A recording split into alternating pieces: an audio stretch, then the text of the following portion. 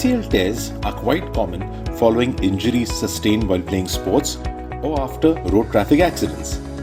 ACL injuries were considered disabling in the past. However, with the latest advances in surgical techniques, these injuries can be treated as daycare procedures, enabling early return to sports and other activities. There are mainly 4 ligaments that are present to stabilize the knee.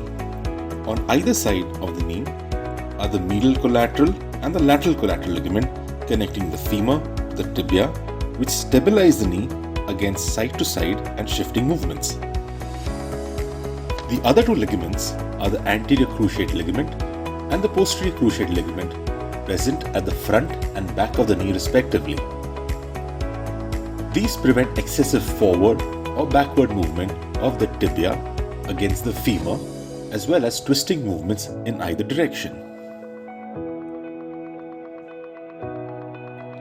If any movement is forceful enough, these ligaments may snap, including the ACL. Once torn, the ACL has a very poor probability to heal by itself. Arthroscopic ACL reconstruction is a surgery where we use the patient's own tendons to reconstruct or prepare a new ACL.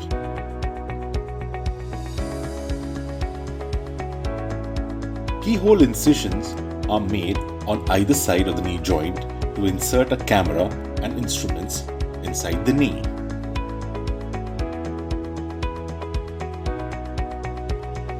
Typically, 2 to 3 such incisions are required. Another small incision is used for harvesting of the hamstring tendons, which will be used as the future ACL graft. To begin with, we insert a camera and a probe to inspect the joint. A motorized shaver is then introduced to remove the damaged ACL and to prepare the area for a new one. The entire knee joint is inspected to rule out any further injuries. Tunnels are then drilled inside the femur and the tibia for the passage of the new ACL graft.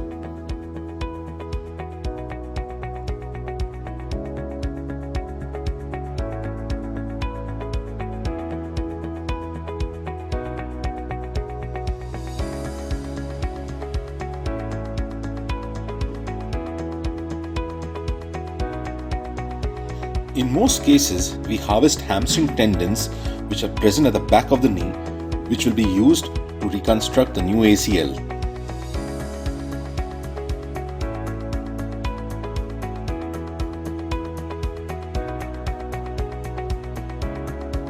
Over time, the hamstring tendons have the ability to regenerate.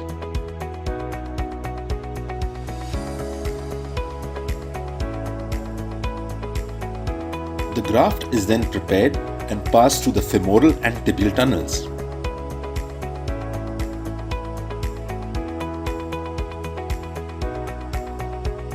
The graft is fixed at the femur end using a specialized device called as the endo button, and at the tibial end using a biointerference screw.